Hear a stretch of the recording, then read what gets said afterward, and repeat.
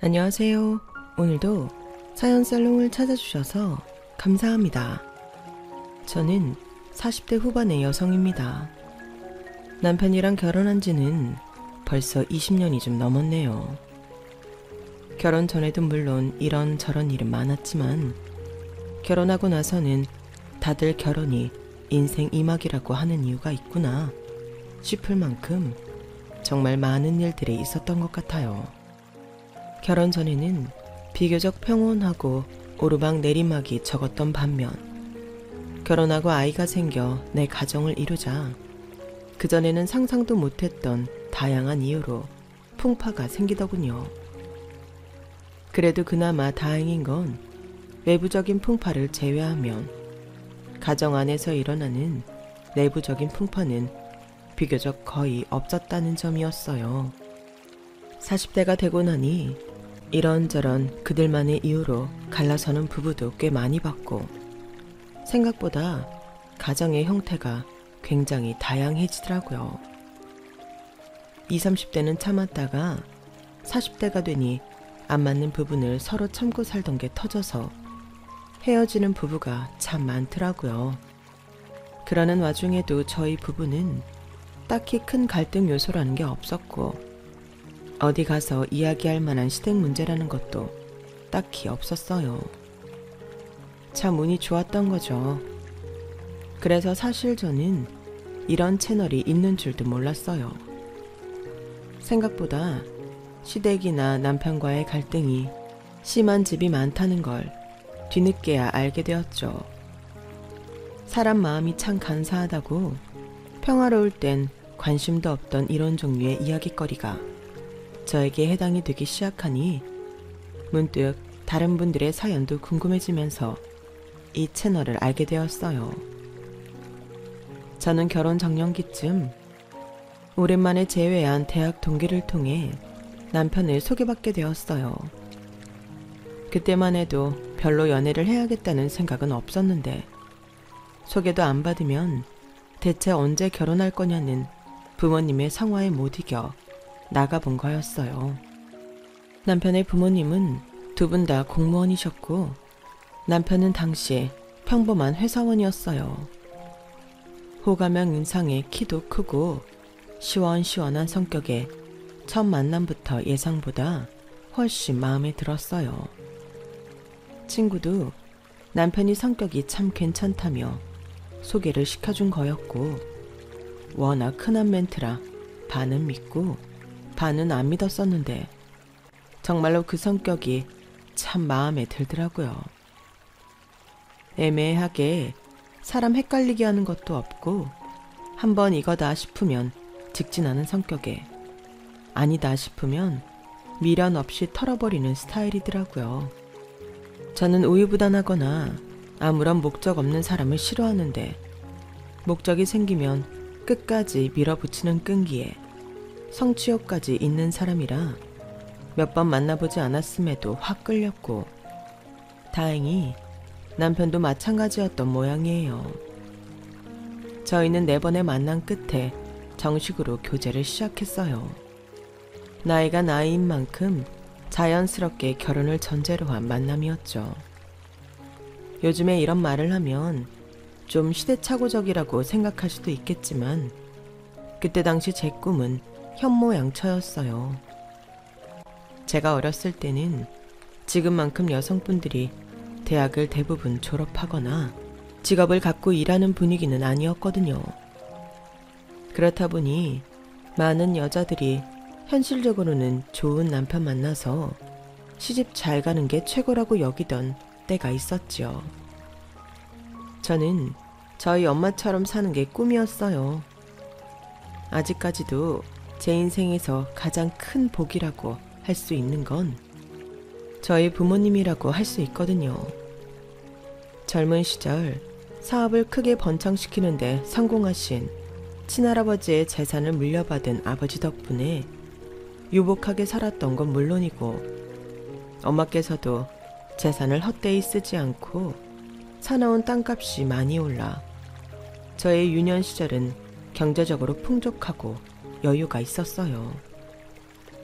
아버지도 대기업 임원까지 열심히 일하셨고 어머니는 그런 아버지를 내조하시면서 저희 가족은 화목하고 평화로웠죠. 유일한 흠이 있다면 제가 어렸을 때는 남아 선호 사상이 강했던 때라 제 위에 있는 오빠가 부모님의 기대와 사랑을 좀 독차지하는 면이 있었어요. 그래도 막내고 딸이라고 많이 예뻐해 주시고 사랑도 많이 주셨지만 그 시절 분위기상 아무래도 아들과 딸은 대접이 다를 수밖에 없었던 것 같아요. 좀 서러울 때도 있었지만 그땐 주변 남자 형제를 가지고 있는 친구들만 봐도 다 비슷비슷하던 때라 그게 그렇게 이상한 건 줄은 나중에 다 커서야 알았네요. 불행인 건지 다행인 건지 그래서 어릴 때도 크게 불만은 없었어요. 엄마께서 자리를 비우면 다 큰 오빠의 밥상을 제가 대신 차려야 한다던지 그런 부당하고 이상한 일도 많았지만 당시엔 잘 모르고 넘어갔어요. 남자 밥상은 무조건 여자가 차려야 하는 줄 알았죠. 아무튼 그런 때조차 오빠에게 별다른 유감은 없었어요. 앞서 말한 일들도 부모님께서 시켜서 하는 거지 오빠가 직접적으로 요구한 적은 없었고 오빠도 하나뿐인 여동생이라고 제게 가끔 용돈도 쥐어주고 했거든요. 나이 차이가 6살 정도 나서 그런지 다른 집 오빠들과 달리 저를 때리거나 한 적도 없었어요. 그래서 저는 그야말로 화목한 가정에서 잘 자랐다고 생각해요. 그런데 그렇게 오냐오냐 키웠던 것이 나중에 화근이 된 건지 오빠는 나이를 먹고 생각보다 부모님의 기대에 부응을 못하게 되면서 조금 심적으로 힘들었던 모양인지 약간 삐딱선을 타기 시작했어요. 본격적으로 그러기 시작한 때가 제가 결혼할 즈음이었죠. 직장 한 군데를 꾸준히 다니지 못하고 이리저리 방황하는 오빠에게 부모님이 가게를 차려주셨어요. 네가 할 줄 아는 거라곤 사무직일 뿐인데 회사 생활에는 영 적응을 못하니 네가 해보고 싶은 걸로 가게를 한번 열어봐라. 지원은 얼마든지 해줄게. 저는 당시 무용을 전공 후 문화센터에서 강사를 하고 있던 때라 막연하게 무용학원을 차려보고 싶다는 생각을 하고 있었거든요. 현모양처 외에 인생에서 처음으로 생겼던 꿈이었는데 현실적으로는 학원을 차리려면 부모님께 100% 지원을 받아야 하는 상황이라 바로 접어버린 지 얼마 안 된 상황에서 부모님이 선뜻 오빠에겐 가게를 차려주겠다고 해서 내심 부러운 마음이 있었어요. 하지만 저는 그때 남편과 결혼을 앞두고 있었고 아이를 낳고 가정을 꾸리면 가정에 집중하고픈 마음이 동시에 있었기 때문에 오빠라도 하고 싶은 일을 하고 살면 좋다고 생각하고 말아버렸죠. 그런데 오빠가 사고를 치기 시작한 건 그 가게를 차려준 이후부터였어요. 미선아, 잘 지내지? 엄마, 안 그래도 전화 한번 드리려고 했는데 엄마는 별일 없으시죠? 별일이 없었으면 좋겠다만 내가 진짜 성훈이 때문에 미치겠다. 왜요? 오빠가 또 못하겠대요? 애가 왜 이렇게 진득한 맛이 없는지 뭐 하나 시작했으면 끝장을 봐야 하는데 좀 안 된다 싶으면 바로 접고 다른 거 하겠다고 난리를 치니 내가 제명에 못 살겠다 정말. 오빠는 정말로 하고 싶은 게 있다기보다는 그냥 부모님이 차려주신다고 하니 그때그때 관심 있는 종목에 뛰어든다는 느낌으로 장사를 했어요. 그러니 유행이 꺾이고 매출이 떨어지는 것 같으면 금세 흥미를 잃어버리곤 했죠. 문제는 오빠가 장사를 해서 본전도 못 뽑은 상태에서 늘 일을 관뒀다는 거였어요. 두 번째 차렸던 치킨집까지는 장사를 접어도 어쩔 수 없지라는 분위기였는데, 세 번째로 새로운 장사를 시작하겠다고 했을 때는 집안 전체 분위기가 안 좋아졌을 정도로 부모님께도 부담이 되는 상황이었어요. 처음에는 철없는 오빠의 방황 정도로 생각했던 저도 그때는 오빠의 나이나 부모님의 연세, 노후 등이 신경 쓰이기 시작하더라고요. 저희 가족 모두 더 이상 오빠가 변덕 부리면서 돈을 새나가게 하지 않고 이제 그만 적당한 일 찾아서 본인 밥벌이라도 잘 해먹고 살았으면 기도하는 심정으로 바랬어요. 하지만 오빠는 이상한 고집으로 끝내 세 번째 장사를 포기하지 않았어요. 가족들 모두가 환장할 노릇이었죠. 아, 엄마, 이번엔 진짜 잘 된다니까요. 요즘 대왕 카스테라가 얼마나 잘 되는데. 요즘 다 그거 줄 서서 먹는다고 난리예요. 난리나.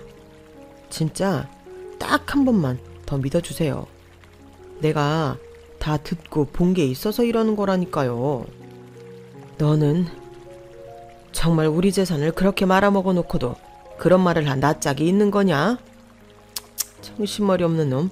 아무튼 이번엔 절대 안 돼. 아빠, 진짜 거리에 줄 선 거 못 보셔서 그래요. 젊은 애들이 요즘 그거 못 먹어서 환장한다니까요. 이번에 떼돈 벌면 진짜 효도할게요. 그동안 말아먹은 돈도 다 갚고요. 네? 나이값 못하는 오빠의 투정에 부모님은 두 손 두 발 다 드셨어요. 저도 반대하고 싶었지만 부모님의 판단이니 더 말을 얹기가 애매하더라고요. 그래, 이번이 진짜 마지막이야. 더는 너한테 경제적으로 투자 못한다. 우리가 죽을 때 돼서 재산 물려주는 게 아닌 이상 더 이상은 안 돼. 알겠어? 마지막 기회라고 신신당부를 하긴 했지만 사실 저희 가족 모두 알고 있었어요.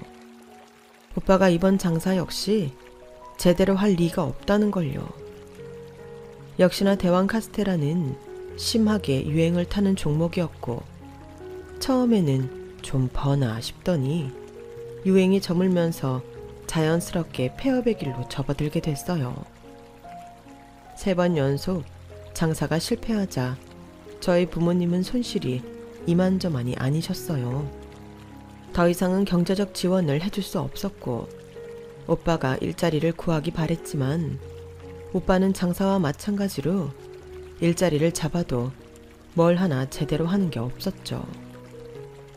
아니, 오히려 장사를 하며 사장으로 직원들을 부리는 일만 하다가 남 밑으로 들어가서 하려니 영 적응이 안 되는지 예전보다 부적응이 더 심해진 것 같았어요.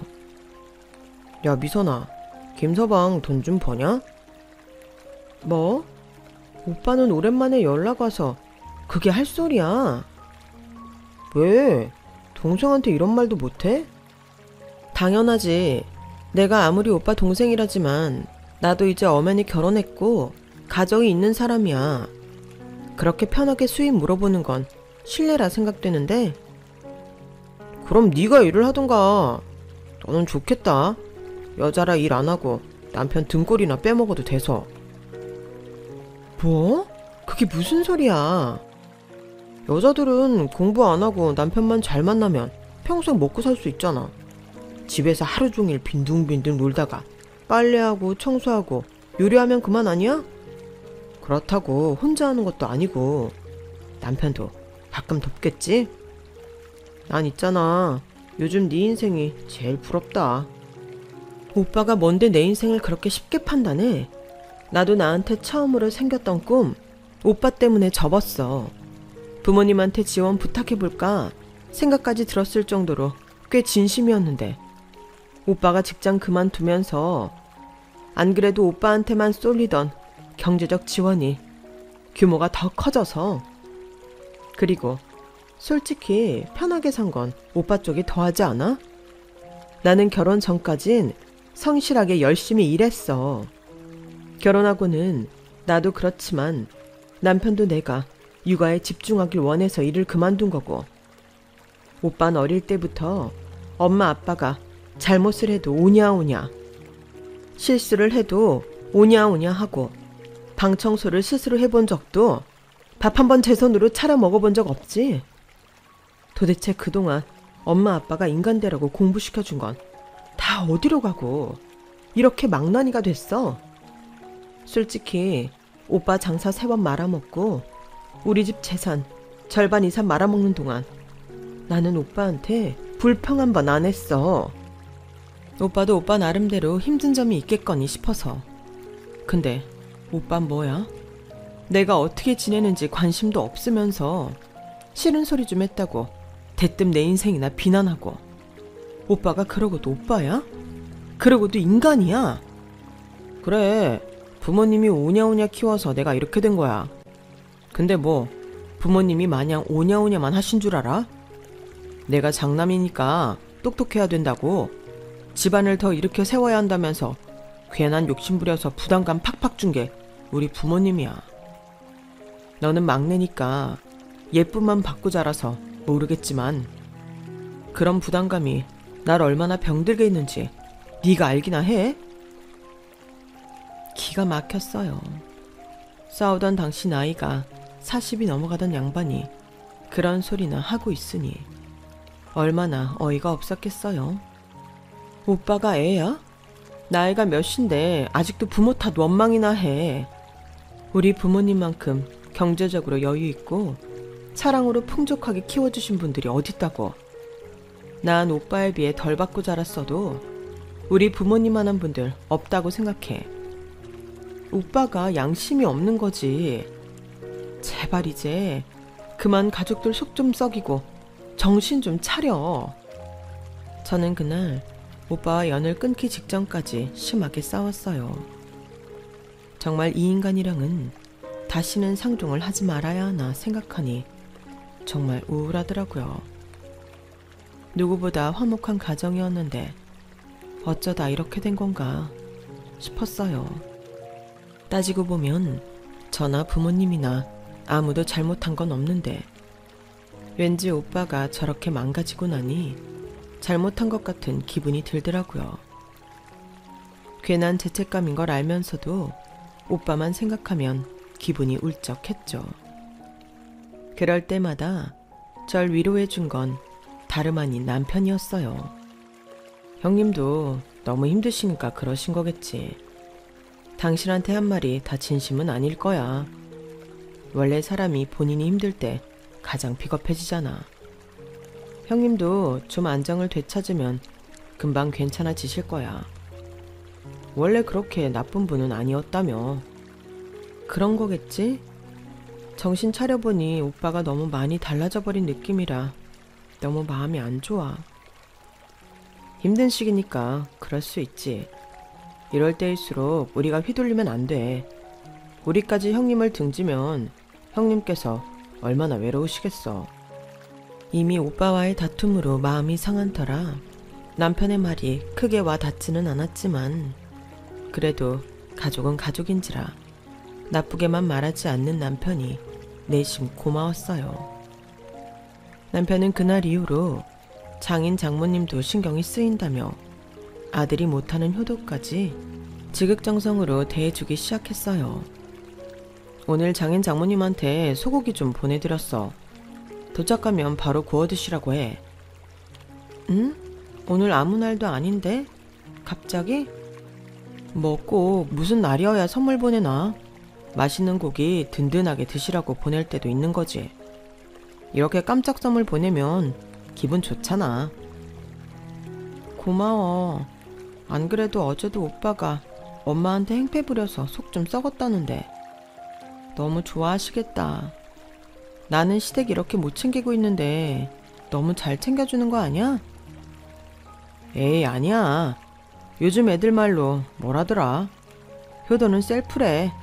우리 부모님은 내가 알아서 챙길 테니까 당신은 아무 걱정 말어. 당신은 당신 가족 신경 쓰기도 바쁘잖아. 고마워 여보. 힘든 시기에 든든한 버팀목이 되어주고 알뜰살뜰 저희 가족을 챙겨주는 남편에게 유독 많이 의존하게 되었던 것 같아요. 그땐 정말 결혼하길 잘했다는 생각을 다시 한번 하게 됐던 것 같아요. 오빠와의 사이는 소원해졌어도 남편과의 사이는 돈독해졌죠. 저희 부모님 역시 아들의 부재를 사위가 채워준다고 생각하셨던 것 같아요. 누구보다도 아들에게 기대가 많으셨던 두 분이니 그럴만도 했어요. 번듯한 직장, 세심하게 챙겨주는 다정함 등 부모님께서 원했던 아들상이 다름없는 저희 남편이었거든요. 사돈께서는 어쩜 이렇게 자식을 잘 키우셨을까? 우리 아들도 김서방 반의 반만이라도 닮았더라면 참 좋았을 텐데. 내가 아들한테 못 받은 효도를 김서방한테 다 받아. 그래서 좀 살 것 같네. 숨통이 트여. 고맙네 김서방. 그러게 말이야. 나도 어디 가서 아들 자랑은 못해도 사위 자랑은 할 말이 많아. 어쩜 이렇게 처가한테 잘할까. 요즘 같은 세상에 정말 김서방 같은 사위 없어. 저 녀석은 애지중지 키워놨더니 어찌 저리 부모 속만 까맣게 석이는지 몰라. 형님도 마음 잡으시면 금방 괜찮아지실 거예요. 장인 장모님, 그때까지만 조금 참고 기다려주세요. 그동안 저희가 더 잘할게요. 어쩜 말도 이렇게 예쁘게 해? 솔직히 말하면 처음에는 김서방이 우리 집보다 조금 없는 환경에 부모님 지원도 못 받는다고 해서 결혼시키기 좀 망설였는데 역시 그때 그냥 결혼시키길 잘했어. 우리는 김서방 하나 보고 결혼 허락한 거다. 어려운 환경에서도 참 사람이 훌륭하게 바르게 컸어. 우리 성훈이는 풍족하게 키워놓으니 아주 망나니가 다 됐는데 자꾸만 비교해서 미안한데 김서방만 보면 자꾸 우리 성훈이가 떠올라. 아들 가진 부모 마음이 다 이런가 봐. 김서방이 이해 좀 해주게. 저놈 저러는 게 안타까워서. 이해하죠 장모님. 언제든 힘든 일 속상한 일 있으시면 털어놓으세요. 아니 글쎄 어제는 저 괄괄한 성격에 아직도 친구는 남아있는 건지 새벽까지 술을 마시고는 집 비밀번호를 잊었다고 문을 쾅쾅 두드려대는 거야. 우리 무슨 일 있는 줄 알고 간밤에 얼마나 놀랐겠어. 근데 술 냄새 풀풀 풍기면서 한다는 말이 재산은 다 자기 쪽으로 물려주라는 거 있지. 미선이네 부부는 자기보다 잘 사니까 주지 말라면서. 내가 진짜 살다 별 황당해서 말도 안 나오더라고. 그러니까 아무리 내 자식이라지만 우리도 사람인지라 저놈한테 몇 년을 내리 시달리고 나니 참 곱게만은 보이지가 않아. 저놈한테 쏟아부은 게 얼만데 저놈 효도는커녕 불효나 신나게 저지르고 있으니 곱게 봐줄래도 그게 힘들어서 말이야. 우리가 바보도 아니고 저놈한테 더 이상 줄 돈은 없어. 우린 투자할 만큼 투자했거든. 우리 착한 딸은 지 오빠에 비해 뭐 받은 거 하나도 없는데도 불평불만 없이 이렇게 잘 사는 거 봐. 기특해 죽겠다니까. 우린 남은 재산은 다 미선이한테 줄 거야. 우리도 사람인데 우리한테 잘하는 자식한테 주고 싶지. 안 그래? 맞아.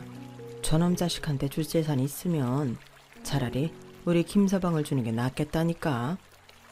우리가 재산 안 주겠다니까 길길이 날뛰면서 집에 있는 물건 다 때려 부수는 정신 나간 놈한테 주느니 야무지고 똑똑하고 우리한테 잘하는 김서방한테 주는 게 낫지. 아이, 너무 과찬이세요. 저는 그냥 사위로서 해야 할 도리를 하고 있는 것 뿐인데요. 사위라고 누가 이렇게 다 잘해? 다른 집 얘기 들어보면 다들 처가 재산에만 관심 있지 막상 잘하지도 않고 장인 장모 보기는 우습게 한다던데. 김서방은 결혼하고 한 번도 내가 그런 꼴을 못 봤잖아. 솔직히 처음 김서방이 우리 집 놀러 왔을 때 식사하고 딱 손 걷어붙이고 설거지하는 거 보고 엄청 놀랐다니까. 그러게 사위는 백년 손님이라고 보통은 거실에서 빈둥거리다 집 가는 게 옛날엔 당연했거든. 근데 주위에 물어봐도 그런 사위 김서방밖에 없더라. 우리가 아들 복은 없어도 사위 복은 있나 봐. 자식이 둘인데 둘 중 하나라도 잘 살면 됐지. 우리가 참 고맙게 생각하고 있다는 것만 알아도 김서방.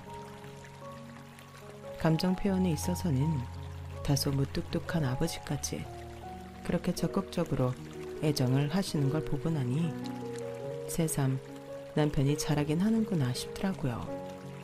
남편이 친정에 이렇게 잘하는데 저라고 마냥 가만히 받고만 있을 순 없었어요. 저도 시댁에 배로 자라게 됐죠. 참 운 좋게도 그 시절 뭐든 부려먹으려고 했던 전형적인 시부모님과는 다르게 저희 시부모님은 저를 남의 집 귀한 딸 대하듯 해주셨지만 그걸 누리기엔 남편이 저희 집에 하는 게 있다 보니 편하게만 있기가 영 마음이 찜찜하고 힘들더라고요. 그래서 시댁에 가면 괜히 없는 일도 만들어서 하곤 했던 것 같아요. 돈을 버니 경제적으로도 많이 베풀 수 있는 남편에 비해 저는 남편에게 생활비와 용돈을 받아 쓰던 입장이다 보니 경제적으로 베풀기보단 실질적인 노동으로 해드릴 수 있는 게 더 많았거든요. 시부모님께서도 나이가 드셔서 집안일을 꼼꼼히 하기 힘들어 하시는 경향이 있으셔서 가면 꼭 냉장고 정리나 안 입는 옷장 정리, 살고 계신 주택 앞마당에 무성하게 난 잡초 제거 등 제가 도울 수 있는 건 최대한 돕다가 왔어요. 아무도 해달라고 시킨 적 없었지만 제가 뭐라도 해드리고 싶어서 스스로 했던 일이었어요. 남편이 고마워서 시작했던 일들이었는데 아이러니하게도 남편은 저희 집에서는 뭐든 손 걷어붙이고 나서서 하면서 시댁에만 오면 양반다리하고 앉아 제가 일을 하든 뭘 하든 쉬기만 하더라고요. 물론 저도 남편을 위해 하는 일이다 보니 남편이 많이 돕길 바란 건 아니었지만 가끔 생각했던 것보다 노동량이 있어 제가 버거워할 때조차 쳐다보지 않더라고요. 그래도 본인 부모님 돌봐드리는 일인데 이렇게까지 모른 척하는 게 조금 제 딴엔 이상하게 느껴져서 한 번은 물은 적도 있었어요. 여보, 근데 당신은 왜 시댁에만 오면 쉬기만 해? 우리 집에선 그렇게 싹싹하게 나서서 하면서 시댁 오면 유독 말수도 적어지는 것 같고 어머님 아버님이 당신이 우리 집에서 어떻게 하는지 알면 서운해 하시겠다. 에이 뭘, 나 원래 집에서는 무뚝뚝한 아들로 커와서 별 생각 없으실걸. 그리고 우리 집은 잘 사는 것도 아니지만 딱히 우환이랄 것도 없잖아. 우리 누나도 결혼해서 평범하게 잘 살고 있고 우리도 속 한 번 썩인 적이 있나? 살아보니까 속 안 썩이고 조용히 사는 게 최고의 효도야. 장인 장모님 댁은 형님 때문에 속 썩고 있으니까 신경 쓰여서 더 잘하려고 하는 거지. 우리 집은 그렇게까지 신경 안 써도 돼.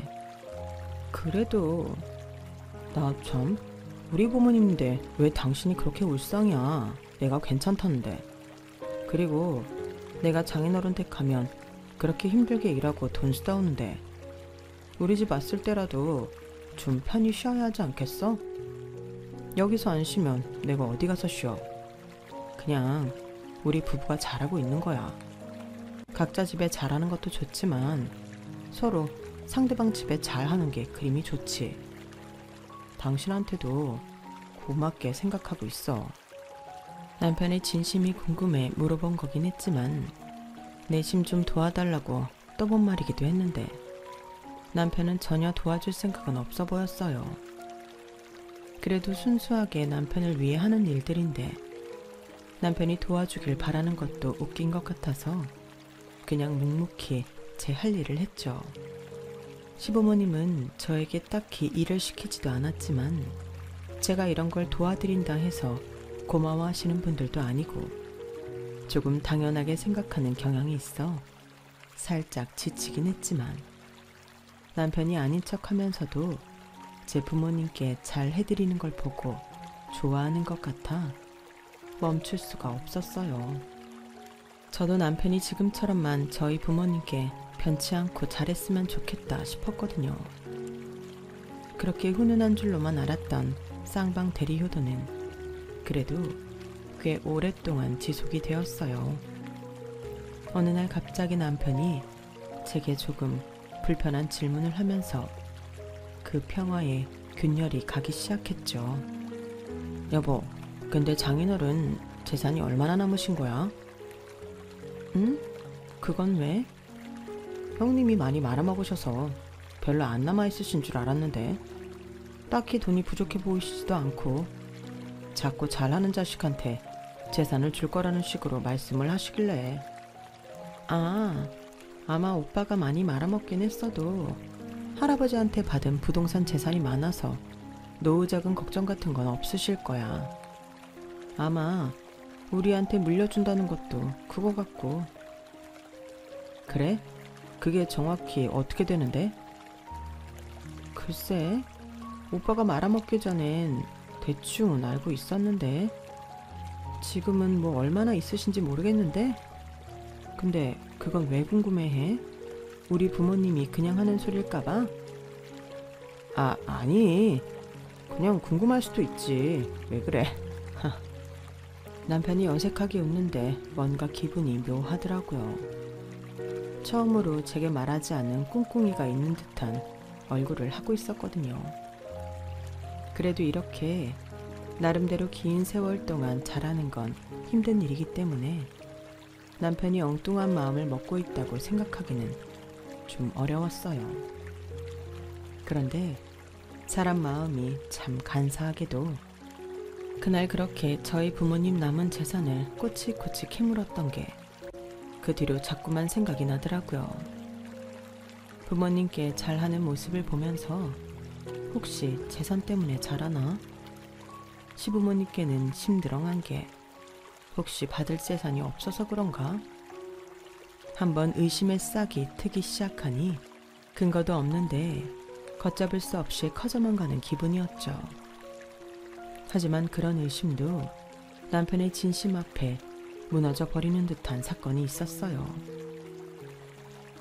여보, 좀 있으면 장모님 생신이시잖아. 이번에 장인어른이랑 같이 유럽 여행 한번 보내드리는 거 어때? 응? 유럽 여행? 나야 좋지. 근데 당신 괜찮겠어? 내가 괜찮고 말고 할 게 어딨어. 저번에 같이 TV 보는데 프랑스 나오는 거 보고는 젊은 시절에 갔던 유럽 얘기를 막 하시는 거야. 신나게 말씀하시는데 아련해 보이기도 하고 지금은 체력이 안 돼서 못 가겠다고 하시는데 우리가 보내드리면 그래도 못 이긴 척 갔다 오시지 않을까 싶어서. 나는 시부모님한테 여행도 못 보내드리는데 정말 고마워 여보. 에이 고맙긴. 장모님도 장인어른도 날 정말 아들처럼 대해주시는데 이 정도는 해드려야지. 유럽 여행이면 적은 돈도 아닌데 그걸 선뜻 저희 엄마 생신에 선물해드리겠다는 남편을 보며 남편의 순수한 의도를 괜히 의심한 스스로에게 실망하고 죄책감을 느꼈어요. 생각해보면 오빠 때문에 힘들었을 때 제게 힘이 되어주기도 했고 부모님께 오빠의 빈자리를 대신해 아들 노릇을 해준 고마운 남편인데 고작 남은 재산 물어봤다고 그동안의 진심을 다 왜곡해버린 것 같아 너무 미안하더라고요. 그래서 하루는 남편에게 서프라이즈 이벤트를 해주기로 결심을 했죠. 요즘 들어 남편이 야근이 잦아 끼니를 거르는 때가 많다고 해서 영 신경이 쓰이던 참이었거든요. 사무실이 많이 건조해서 힘들다고 했던 것도 생각나서 작은 가습기도 챙기고 3단 도시락통을 꽉꽉 채운 육첩 반상 도시락과 함께 곧 있을 남편 생일로 미리 돈을 모아 사뒀던 명품 지갑을 챙겨 남편의 회사로 갔어요. 예전에도 남편이 야근을 할 때 회사에 간 적이 있어 길은 익숙했죠. 남편의 사무실 앞에 사원증을 찍고 들어갈 수 있는 구조라 사무실 앞에서 남편에게 전화를 걸었는데 통화 중이라는 음성이 뜨고 전화를 안 받더라고요. 조금 있다가 전화하려고 기다리는데 남자 화장실 쪽에서 익숙한 목소리가 들려왔어요. 그니까 야, 니네도 처가가 재산 좀 있는 것 같은데 잘 좀 해. 우리가 백날 이렇게 쎄 빠지게 돈 벌어봤자 모이는 거 하나 없다니까. 티끌 열심히 모아봤자 대대손손 물려받는 재산만 못해. 처가가 좀 못 같아도 그냥 네 자아는 없다 생각하고 충성을 바쳐. 그렇게 해서 재산 받아내면 앞으로가 편한데 그것도 못 참냐? 니네는 적어도 짜증나는 망나니 형님 같은 사람도 없잖아. 내가 그 인간 때문에 진짜 몇 번을 포기할 뻔한 줄 알아. 아, 진짜 맨날 나한테 전화해서 돈 빌려달라는데 죽여버리고 싶더라. 그래도 장모님한테 말하니까 그냥 자기 돈 주라대. 그래서 다행이었지. 그래서 장모님 돈으로 그 인간 돌려막기 했잖아. 그리고 그 짓 할 때마다 미안하다고 나한테 덤으로 돈도 100만 원씩 줬다니깐. 대박이지. 아들 잘못 키워서 사위한테까지 피해줘서 미안하다고. 아내는 당연히 모르지. 비밀로 해달라는데 당연히 비밀로 해드려야지. 아내가 알아서 좋을 게 뭐 있어. 나는 귀찮은 망나니 떼내고 그럴 때마다 100만 원씩 받고 그 돈으로 효도해서 환심 사고. 이보다 더한 선순환이 어딨냐. 최근에는 나한테 남은 재산 주기로 약속까지 하셨다니까. 어차피 나한테 주는 게 딸한테 주는 거랑 똑같은 것 같다면서. 대박이지. 아우, 나 이 재산 받으면 이혼하고 어디 젊은 여자나 좀 꼬셔볼까봐. 재산 많다 하면 들러붙을 멍청한 여자애들 많을 텐데. 아내? 아내는 아무것도 모르고 우리 집에 충성하고 있는 게 좀 미안하긴 한데 어쩔 수 있나. 세월이 이렇게 흐르니 사랑은 개뿔. 자식같이 키운 전우애밖에 안 남았다. 너도 뭔지 알지? 야, 두고 봐라. 이번 여행만 끝나고 돌아오면 그 집안 재산 다 내 거 된다. 이번엔 마음 확실히 굳히시라고 내가 그동안 받은 돈 모아놨다가 확 푼 거야. 이 돈이 더 큰 사랑으로 돌아올 게 너무나도 분명해 보이거든. 형님 하는 거 잘 봐놨다가 너도 써먹어라. 이거 어디서 돈 주고도 못 들을 깡이야. 화장실에서 들려온 저질스러운 대화의 주인공은 다름 아닌 남편이었어요. 처음엔 믿을 수가 없어 제 귀를 의심했지만 길어지는 통화에 거듭 반복되어 들려오는 목소리는 의심할 여지 없이 제 남편이었죠. 남편의 입에서 나온 말들은 하나같이 제가 알고 지내던 남편과는 정말 다른 사람 같았어요. 뒤늦게 밀려오는 배신감에 저는 정말 기가 막히고 팔짝 뛰겠더라고요. 혈압이 급상승해 당장이라도 쓰러질 것만 같았어요. 저는 남편이 나오기만을 기다렸어요. 남편은 신나게 떠들던 통화가 끝나자 손을 씻고 나오더군요. 제가 어두운 복도에 우두커니 앉아있는 걸 본 남편이 소리를 질렀어요. 여보, 이 시간에 여긴 어쩐 일이야? 어쩐 일이긴. 난 네가 그딴 생각 품고 있는 줄도, 우리 부모님 돈으로 효도하면서 환심 사고 있는 줄도 모르고 너무 고마워서, 당신한테 너무 고마워서 얼마 안 남은 당신 생일 미리 챙겨주려고 이렇게 다 준비해 왔는데. 이 나쁜 자식아, 네가 그러고도 사람이냐? 너는 편하게 우리 부모님 돈으로 효도할 때 나는 다 몸으로 일일이 뛰어가며 지극정성으로 잘해드리려고 했던 난 어쩔 건데. 살다 내가 너처럼 앞뒤 다른 인간은 처음 본다. TV에 나와도 소름 돋을 캐릭터가 내 남편이라니. 우리 부모님이 재산 준다 하니까 정말 다 네 거 같디? 내가 당신 실체 다 밝힐 거니까 꿈도 꾸지 마. 아이 참, 여보 왜 그래? 남자들끼리 가오 잡겠다고 한 대화야. 자식이 자기네 처가도 꽤 잘 산다고 은근 자랑하잖아. 그래서 한 소리야. 응? 오해하지 마 제발. 오해는 무슨 오해. 녹음 다 떴는데. 한번 앉아서 같이 들어볼래? 오해인지 아닌지? 너는 이제 죽도 밥도 없는 줄 알아. 사람이 어떻게 이렇게 겉과 속이 다르니? 이런 소름 돋는 인간. 너 같은 인간한테 속아서 아들처럼 예뻐한 우리 부모님이 불쌍하다. 어? 여보, 근데 뭘 그렇게 싸들고 온 거야? 그 명품 로고는 뭐야? 넌 이 와중에도 이게 궁금하냐? 원래 너한테 줄 생일 선물이었다. 이제 아니지만. 너는 이거나 주워 먹던가. 맨날 집에 와서 배고프다 징징대지 말고. 저는 뻔뻔하게 명품 봉투를 가리키는 남편에 머리 끝까지 화가 나서 도시락통을 남편 몸통에 던져버렸어요. 단단한 데다 3단 도시락이라 크기도 크고 무게도 꽤 돼서 남편은 억소리를 내며 휘청거렸어요. 도시락통이 던져지면서 뚜껑이 다 열리는 바람에 남편 수트는 음식물 범벅이 됐죠. 저는 그 길로 소리치는 남편을 뒤로하고 집으로 와서는 남편이 자주 입는 옷가지와 물건들을 대충 짐가방에 챙겨 집 밖에 던져놨어요.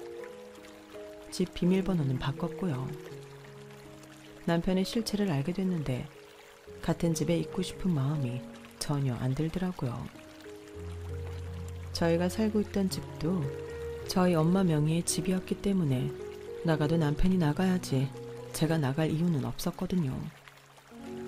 부모님께는 당장 남편의 실체를 밝히고 싶었지만 남편이 보내드린 유럽 여행을 한참 즐겁게 하고 계셨던 때라 여행의 즐거운 분위기를 망치고 싶지 않아 때를 기다렸어요. 여행을 다녀오신 뒤에는 제가 구구절절 녹음했던 걸 들려드릴까도 생각했지만 너무 충격을 받으시거나 기분이 많이 상하실까봐 차마 그러지 못하겠더라고요.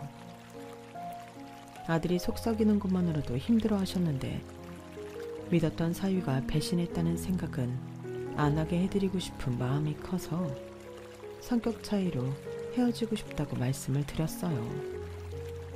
부모님은 처음에는 아쉬워하며 말리긴 하셨지만 제가 불행한 건 바라지 않는다고 하셨어요. 어떤 길을 택하든 제가 스스로 행복해지는 길을 택하라고 응원해 주셨죠. 저는 깔끔하게 이혼하고 싶었지만 남편이 합의 이혼을 해주지 않아 소송까지 가게 됐어요. 이혼하고 싶지 않은 이유도 어쩌면 저희 집에서 떨어질 콩고물이 없어질까봐 그러는 게 뻔히 보여서 참 역겹더라고요. 이혼 소송 과정에서 남편은 추할 대로 추한 행보를 보였고 결과적으로 말씀드리면 저희 부모님도 그때 남편에게 남아있던 좋은 감정들을 차차 정리하셨던 것 같아요. 아무리 사위가 백날 잘해봤자 부모님 팔은 안으로 굽어 든든한 딸의 편에 서주셨죠.